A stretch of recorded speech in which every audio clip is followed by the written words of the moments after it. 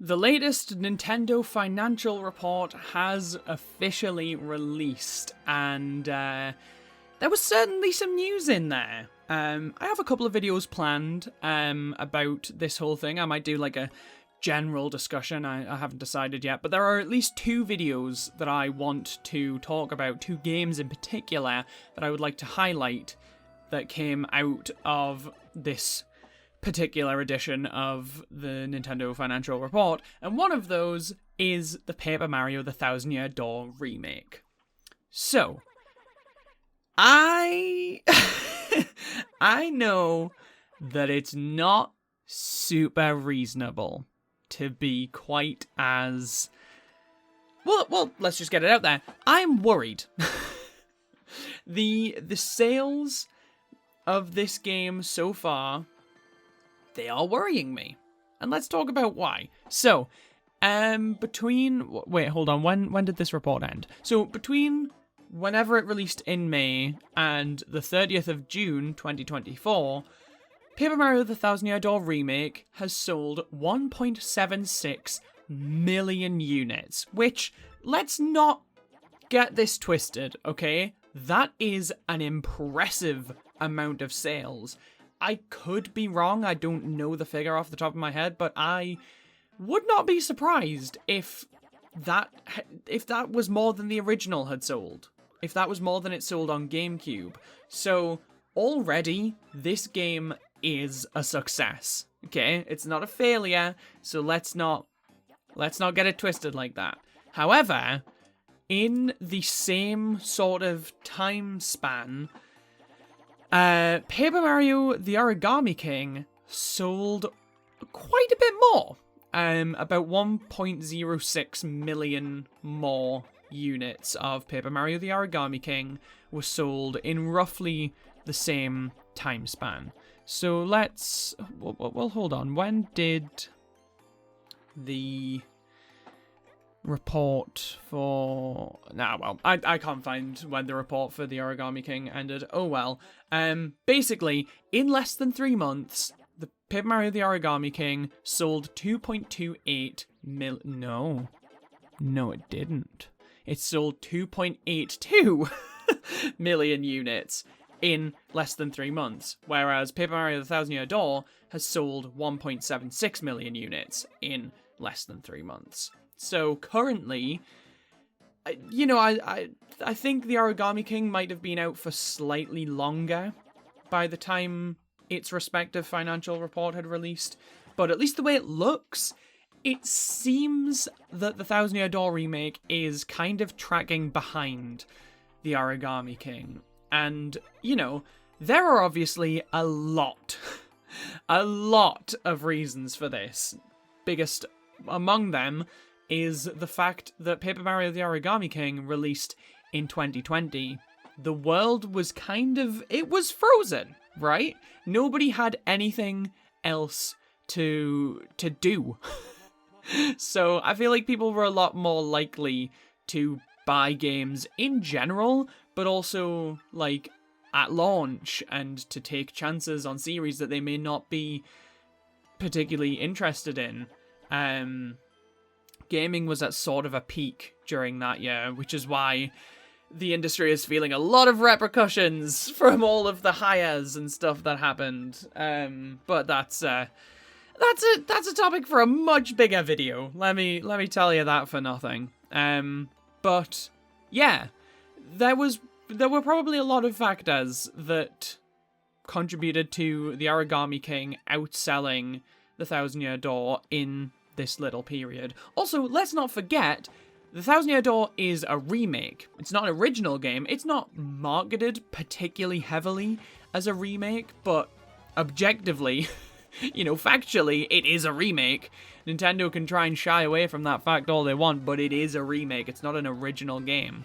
Whereas the Origami King was an original game. So maybe people are less, like, eager to buy the Switch version because they know it's not a new game. And also, 2024 is, presumably at least, the last year of the Switch's life. as far as we can reasonably assume, next year, the Switch's successor will come out. So, you know, the Switch hype levels right now aren't what they once were. Let's just put it that way. So, those are a few reasons that the Origami King may have outperformed the Thousand Year Door. So, it's a completely reasonable thing to have happened. And again, the Origami King had been out for a bit longer than the Thousand Year Door has been as of the time of this report. However, okay, so let's just get it out there. Nintendo is very, very, very... I'm trying to think of a way to word this delicately. Basically, I know what they're like when it comes to Paper Mario, but also, like, game sales in general. The whole argument of a game's sales versus its reviews is a very interesting topic to me, because there are a lot of times where a game doesn't sell particularly well, but it reviews amazingly, or vice versa. Sells a lot, does not review well. And Paper Mario, the modern trilogy, those games are examples of the latter category. They sold a lot, well, not Color Splash, because it was on the Wii U, but like Sticker Star and the Origami King, they sold a lot of units, but they were not reviewed particularly well. Sticker Star especially. And at least in the case of Sticker Star, Nintendo seemingly either just didn't care, they just wanted to take the series in the direction they wanted to take it in, or they looked at the two metrics by which you can compare a game's success, and they said, it may not have reviewed super duper well, but holy shit, look at how much money it made us. So let's keep doing that. And, yeah, we all know how that turned out. So the fact that Thousand Year Door is currently falling behind pace of the Origami King, it worries me. You know, it gets me feeling a little bit nervous about the future of this series. Because, you know, I made the whole main channel discussion where I was like, this game, the existence of this game tells us so much. Their mindset is shifting. They're finally wanting to listen to fans. But if those fans aren't showing up to buy Paper Mario the Thousand Year Door on Switch, and if Origami King ends up being the better selling game, the game that made them more money, then what motivation are Nintendo going to have to keep the series moving in the direction of the Thousand Year Door? What motivation do they have to kind of make a Paper Mario 3, if you will? A third entry in the turn-based... the games we want! The Paper Mario games we want to play! What motivation do they have to make a game like that if it's not making the money that they want it to make? Now, one potentially reassuring factor that we have to consider here is, again, the fact that it's a remake. That presumably means that a lot less time and money and resources were spent to make that game. This isn't me saying that the Thousand Year Door remake is like a cheap up-res or anything like that. It is one of the it's one of the best remakes I've ever played. Okay? It is just incredible. But that means, like, just by nature of it being a remake, it probably didn't take as much development resources compared to a brand new game. You know, fundamentally, the code, the assets, the game's premise and its story and its dialogue, they were all already there.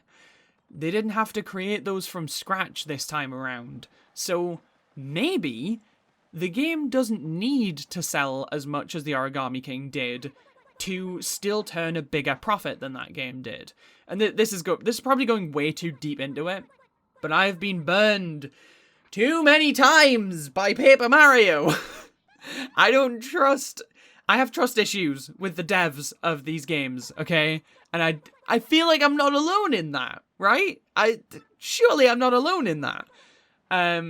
So I have to look at this from every potential angle. And if there is a reality in which they see these lower sales and kind of think, oh, well, maybe we'll just go back to the Origami King style, then that is a reality that I have to fear. That is a situation that I have to, unfortunately, prepare myself for, but also live in imminent dread of. So, hopefully, this is just me reading too deep into things. Hopefully, they're resolute in sincerely trying to please series fans and take the Paper Mario series in a better direction. But my god, is it scary. It is scary that the Thousand Year Door is not doing as well as the Origami King. So, maybe I should talk to a therapist about this instead of a microphone. Maybe my irrational fear of numbers, sales units, is something I should work on instead of turning into entertainment for you lovely people. But there you go. I got a free therapy session and you got content. I call that a mutual exchange of goods and services, motherfuckers.